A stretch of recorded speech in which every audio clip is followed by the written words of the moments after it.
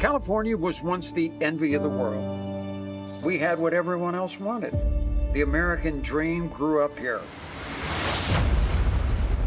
Yet career politicians and their policies have destroyed that dream. California needs a disruptor, a compassionate disruptor.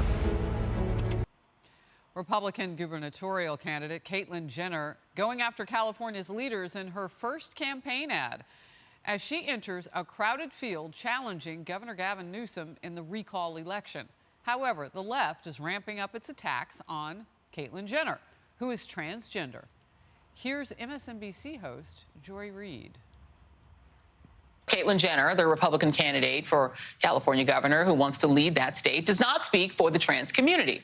But she is a longtime Republican who is also a vehement Trump supporter. They don't actually care about fairness in girls' sports. It's about forcing the other to exist in their shadow so that they can continue living in a country where their status is protected against all else. And that is why the GOP selling rage over actual policy is the absolute worst. Trey Gowdy, your thoughts?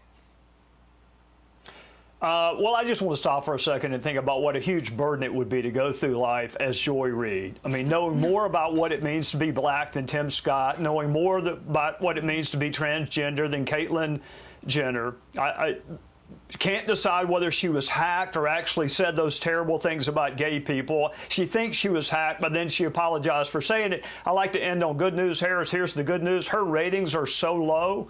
Only the camera operator and her producers and close family know what she says. But what a terrible burden to have to go through life knowing as much about other people's lives as she does. Wow. And you would know. You have filled in primetime Fox News at 7 p.m. and you've beaten her. In fact, the Faulkner Focus has beaten her a couple times, and we're on many hours before. But let's not make it about that. Kayleigh? Yeah, that's right. Look, I want to talk for a second about another Joy named Joy Behar, who last week also tried to speak for someone with a different life experience. She said Tim Scott doesn't know what systemic racism is. Right. We need to stop trying to speak with people who have different life experiences, groupifying them, stereotyping them, saying you must think a certain way. That is an inherent problem we have. Both Joys have it, and a lot more people. Well, you know what? Let me follow up with you on this, Kayleigh, because it's such an excellent point. There also is no one who can speak entirely for their own race, ethnicity, exactly, or whatever, you know, we're talking about. Total gender. We can't speak for all women. Mm-hmm. I mean, so we also need to break that habit. I don't really understand why people even want to go there. It's a lie if they say they can. That's exactly right. You know, I'm a person with a certain worldview, a certain set of life experiences that are unique to me. And when we speak for ourselves. We don't speak for a group, for a community. We speak for ourselves. And if we just got to that point where we could stop the pitting groups against one another and stereotyping, we'd go a long way. Yeah.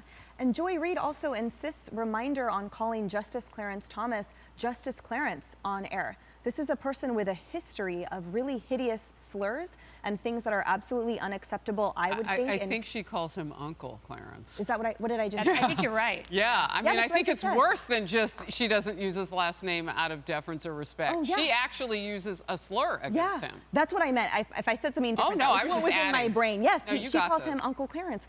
And so I find her so inappropriate. And to Caitlyn Jenner's point, who calls herself a compassionate disruptor, I think that's beautiful. And I think as compared with Joy Reid, who I would say is a very antagonistic disruptor, a very negative disruptor. And by the way, that ad, Caitlyn Jenner's ad, was phenomenal. As a lifelong Californian, that was a really excellent ad. Mm-hmm. Morgan, I want to get your take on all of it. Yeah, it's interesting that Caitlyn Jenner was accused, or the Republican Party, I guess, was accused of rage, you know, as it relates to the transgender issue. Actually, the ad that I saw, I viewed the ad yesterday and texted Brad because I thought it was great. When I looked at the ad, I saw someone that was focused on the issues that everyday Californians care about getting their state back into a place where people are living and working and raising a family. The ad started out, as we showed, talking about the dream of California, which I think everyone has always thought of in bygone years when, for example, Ronald Reagan was governor. So I didn't see a lot of rage. I see a candidate for governor who happens to be a Republican who is focusing on issues that Californians care about. The rage is coming from somebody else. You know, Trey, I'm going to come to you to kind of take us home on this issue. I'm curious, you know, why it always, the conversation floats, not always, but many times, to words that divide us so much, like race and gender. And, you know, Joy Reid is going there. She's not the only one on the left who does that, but it is reflexive. It's almost like they've run out of all of the other words in their vocabulary, and they just go to the words that divide us. Well, I think conflict sells. I think commercially it's successful. I think fear does too. The issue that I've seen on the left, Harris, is there are really only three kinds of Republicans. I mean, Caitlyn Jenner is a transgender Republican. You would think the left would celebrate that, but the only kind of Republicans the left likes, they like the Republicans that side with the Democrats. They like those that lose, and then they'll like you after you die. But that's too steep a price to pay for most of us to get the Washington Post or New York Times to like us. I mean, we're not willing to die. But if you look at Mitt Romney and John McCain, they only like those guys after they lost and started not siding with the Republicans. They sure as heck didn't like them when they were running for president.